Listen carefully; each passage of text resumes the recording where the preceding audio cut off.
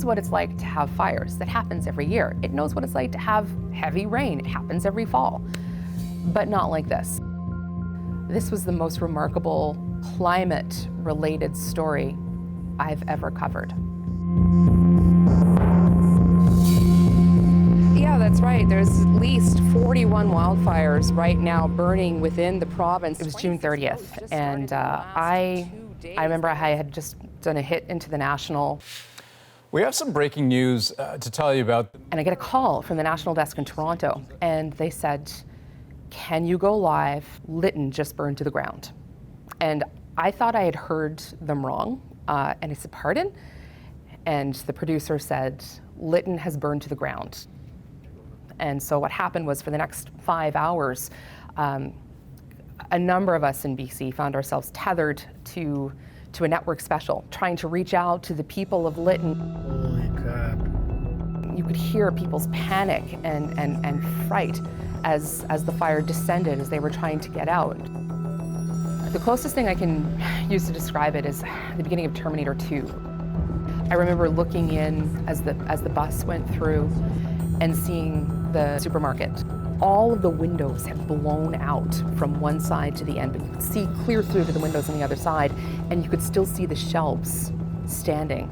By August, there were just fires everywhere, and I remember one night I was in Vernon with videographer Andrew Lee, and we pulled up on this one precipice.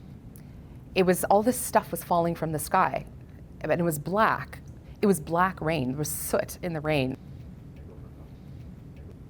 There was one night we were in Armstrong, and the sky just started getting darker and darker and darker, and it was pitch black. It was like midnight, but it was 4 o'clock. So much smoke has just been pushed up into this area that it's completely blocked out the light. So you're just in this, breathing this day in, day out. You blow your nose, the tissues are black. You feel this heaviness in your chest. You get nosebleeds, all of these things. You feel fatigue.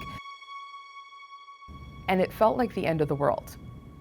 It just felt apocalyptic. It felt like we were on another world.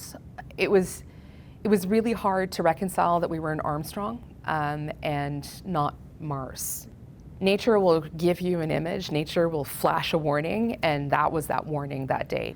That is unforgettable. That was a warning light of Mother Nature saying, we're in trouble. I'm here south of Osoyoos in a rural area where the fire is burning just over that ridge behind this vineyard. Usually areas that get hit by fires are more, further back from the lakes and rivers often, and areas that get hit by flooding are closer to floodplains, closer to lakes. We spoke to many people that were caught up in both disasters, and that is really unique. We learned about a family that lives outside of Merritt in an area called the Sunshine Valley. And we heard of this harrowing journey that the nephew made to reach his grandmother. He'd heard that the family farm was being evacuated.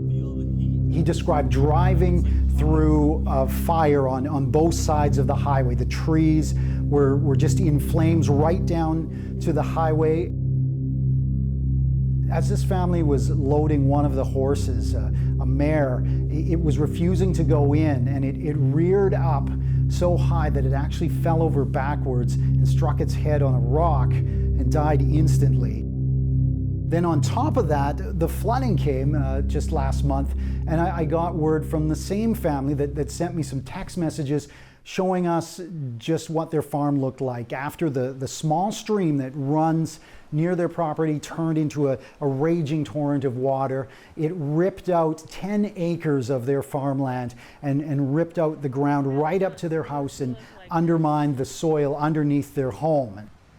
And so just to hear this family that had already been through so much, to have to go through another disaster, one that could risk them being able to stay on their farm, on their property, those are the kind of stories that really strike home.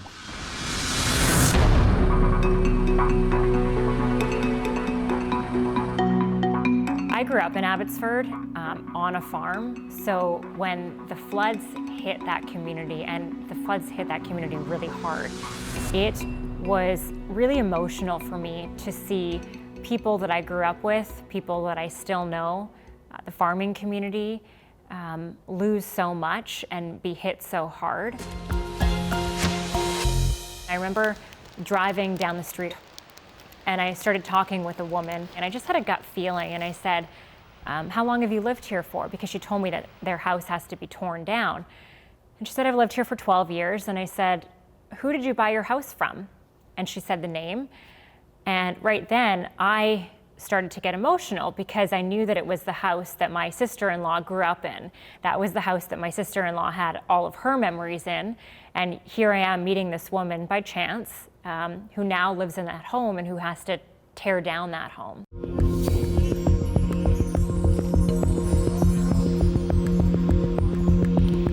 See all of these people who have lost so much, and you see that the way that they're able to recover and their positivity and the community coming together, and that's really special. I remember being on the phone with a farmer friend of mine who said, we're all here waiting. We've all got our tractors and we're waiting for the go-ahead so that we can go in and help save the animals that are still left there and help bring feed to the animals that can't get out of there.